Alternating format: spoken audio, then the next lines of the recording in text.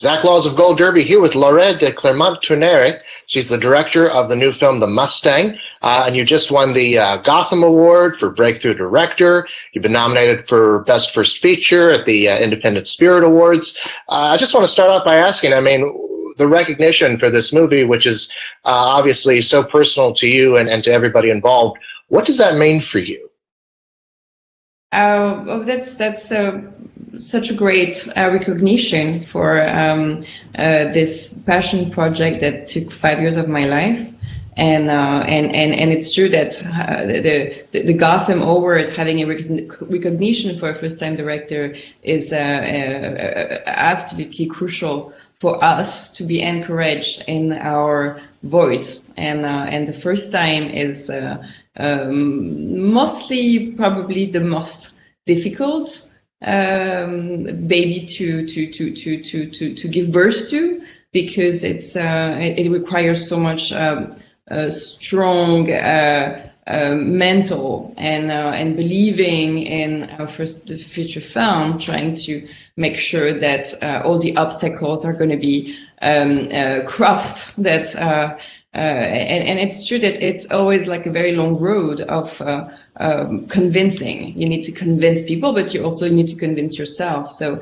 yes, it's a crusade, and and to be recognized for this first huge adventure, that's wonderful. Well, tell us a little bit about how you came to make this movie. I mean, where did the idea come from? How did it come to you? Just give us a bit about the origins of the film. Yes, I read by coincidence, I read an article about animal therapy in prison. It was now almost 6 years ago, and it was in a French magazine. It was about this woman who were entrusting small animals in this prison in Strasbourg, like rabbits, birds, chinchillas, even, and I thought it was very interesting because there was this combination of poetry with the animals and a very aggressive environment, the prison environment. I thought there was like something very interesting to observe. So I went there and decided to write and to direct Rabbit, which was my short film that was in Sundance in 2015. We shot that film in Rikers Island, which was also a very interesting environment, and that was the first step into like observing this field, which is so specific about rehabilitation in prison. And I started to do more research after Rabbit, and I found this prison with horses in Nevada. And that's the feature film. I have to go there. I have to observe. I have to understand like all those steps of training. What does it mean? What's the impact of this very singular rehabilitation program? And that's how it started. I spent years of researching and observing and going to prison and interviewing those men, understanding anger and violence, the sense of punishment. It felt that I found so much resources and materials to really dive into deepening the script and the characters. I also got helped by this wonderful woman. Her name is Kathleen O'Meara. She is the head of the health department in Northern California, and she actually facilitated all the access in prison. And with her help and guidance, I was really able to go into the heart of the story I wanted to tell. So there was, she was kind of like one of the first ones to really believe into this project. One of the things I found interesting about this, and I don't know if this was a part of your thinking as well, but in the opening of the movie, you have these like really wide vistas, and you see the beautiful land that these animals roam on, and then all of a sudden you're confined into prison, and people are trapped. I wonder, was that part of the appeal to you, just kind of like this sort of dichotomy between like, these creatures that are able to roam free and these people who are confined to prisons? Yes, absolutely. I think the identification is very strong between what's happening with those horses and those men, the way they've been abused and treated, and also there is that, but also like Rabbit, my first feature film, was starting with the point of view of the animal, shifting to the point of view of the woman's character in the prison, and this is I wanted to do kind of the same introduction, like following the animals, doing this portrait of animals, following what's happening to them, which is the roundup, and then from the wild, the mountains, like going into this prison. So obviously, I liked like starting with the point of view of the animal, shifting to the point of view of the man, and discovering Roman through actually the journey of the horse. So yeah, it was for. I thought there was something very the theme of identification of definitely like the gemility of the character needed to be how do you say needed to be explored from the right beginning. Right. Sorry. Also. No. Also, I thought that, starting by this kind of epic and brutal reality of those horses, like the chase, which is something that's true and happens pretty often, like this ballet, this kind of scary dance of all those animals, like running, being chased and just being like so brutally gathered. That's something that I wanted also as an experience with the audience to really like had this moment of shock before going into this prison. It's interesting because you're then introduced to this character played by Matthias Schoenaerts, who I really didn't recognize at first, because it's such a different role from what we're used to seeing him in. I mean, it was just like, whoa, I can't believe this is the same guy from Rust and Bone. But he's presented as this like brutal, violent guy. And then the first time he meets this horse, he's told that this is a wild and violent animal as well, and it's interesting to watch the kind of ways that these two brutal, misunderstood creatures are then able to find some kind of softening through each other. Can you talk a bit about that? Yes. When I went to this prison in Nevada the first time, I was very, very moved by all those different steps of training. And especially, I remember a man who was trying to touch his horse, and the horse was actually very, very fearful, sensitive, and sometimes aggressive. And he was stuck in his little pen with that horse. And you could feel that he was also really scared himself. And he said something that I really that I kept in my heart. He said, that horse awakens in me the little boy that I ignored. And I felt vulnerable and very humbled by this animal because I'm scared. And this experience of through humility and patience was something that I thought was so wonderful and so soft, and like this balance between vulnerability, softness, aggressivity. That's what this is exactly for this reason that I wanted to portray this story. This is exactly for those moments of dance, this unsure dance between the horse and the man to eventually building trust and respect. And why was Matthias the right actor to play this character? I knew Matthias' work from Bullhead to Rust and Bones to other films, and I think he had something very very rare. He has this mystery that is breaking through like very raw emotions, and it's very unexpected. He's very surprisingly moving, but it grabs you at a level that you don't really expect.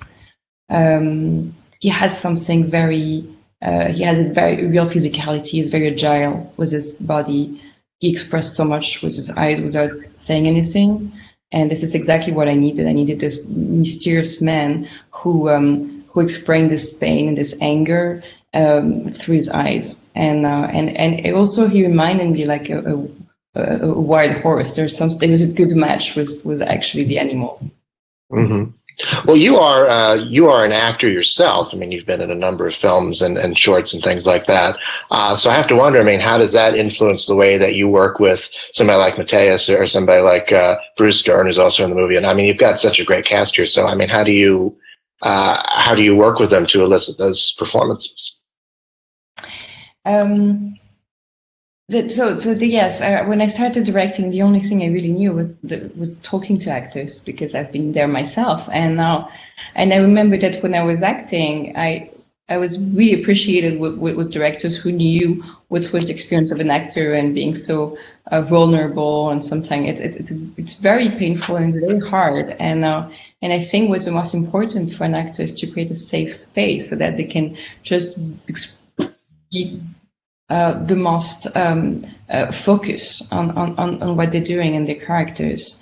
And it's very easy to just be sometimes ignored or to be misunderstood and then it just everything shut down. So my work is to create this very safe environment where in a strong partnership where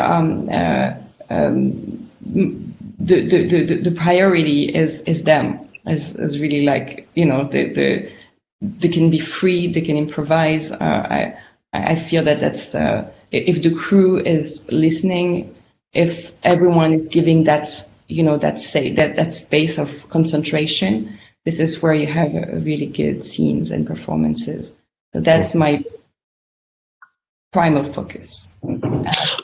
And obviously, like working with Bruce Dern and working with Matthias, so even working with, you know, former inmates, it's not exactly the same kind of work. Matthias is very emotional, very intuitive.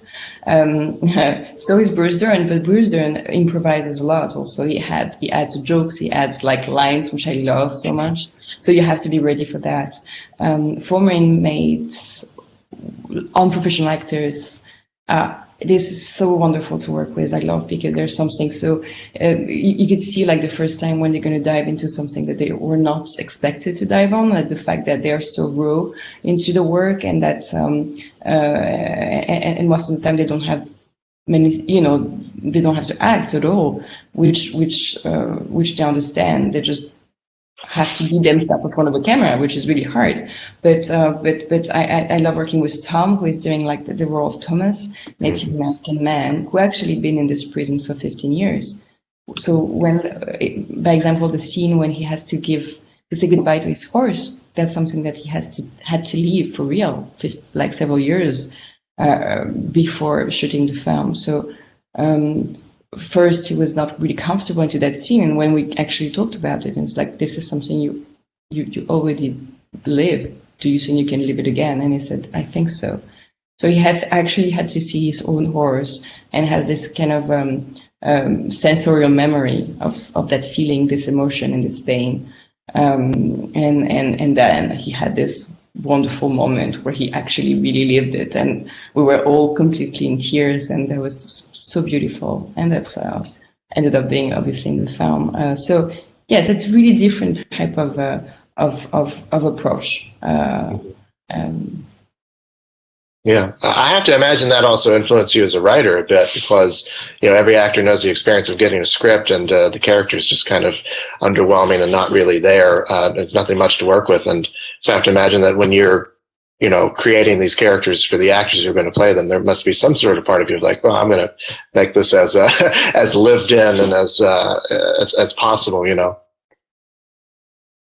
Yes, I mean, you never write by coincidence on a subject. I feel that that was kind of like, I was aware of that like pretty late in the process. But I'm not American. I'm not a man. I'm not violent. I don't think so. I never think but that character is really part of myself. It's something that was unresolved, and I tried to resolve like through all the process of making that film. And I think that's how I feel I really grew up with it.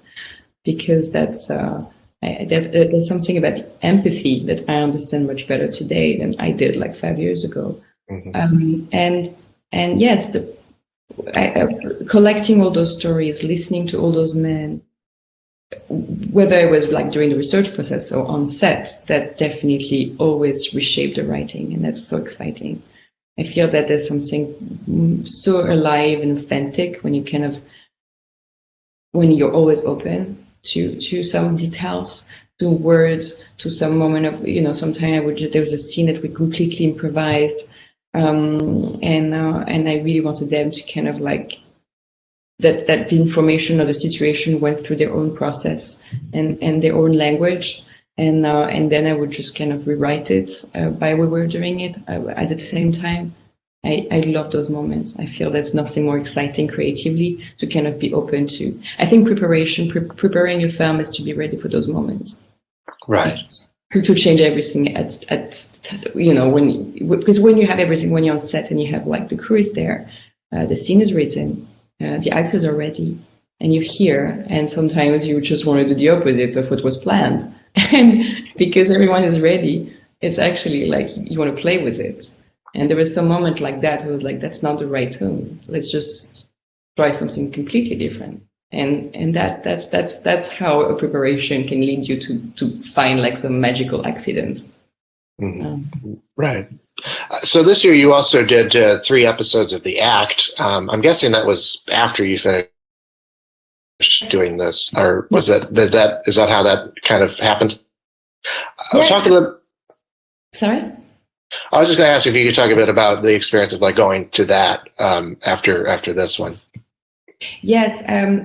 So I was just wrapping the post-production of Mustang, and then I read this pilot about toxic mother and daughter relationship, like more specifically Munchausen by proxy. Mm-hmm. And I was actually thinking about the second feature that was a pretty similar, not in the syndrome of Munchausen by proxy, but in the themes, and which is also another themes of imprisonment. So really dear to my mind. And so I read it and immediately got completely obsessed by it. Met the team, and there was something like kind of obvious that we all wanted to work together on it. I never had any experience in TV and didn't really know what I was going to step on, but I knew that it was obviously very collaborative, that I had like less control as a director on, on the post-production, editorial process and everything. But the fact to be with this team from the beginning, to be able to have like all the casting process, gathering a crew, creating the visual, like all the atmosphere, all the environment was very, very, very exciting. Also, the fact that I was not carrying this process for a long time, that I was not involved in the writing, felt for me like obviously I was lifted from a lot of weights, I enjoyed so much my process in Mustang, 5 years of joy and also anxiety, but it was a wonderful process. TV is so different, but I enjoyed just giving my voice for something that I was not involved from the beginning, and it worked. But I belong to indie features, and my road is now to make a second feature film.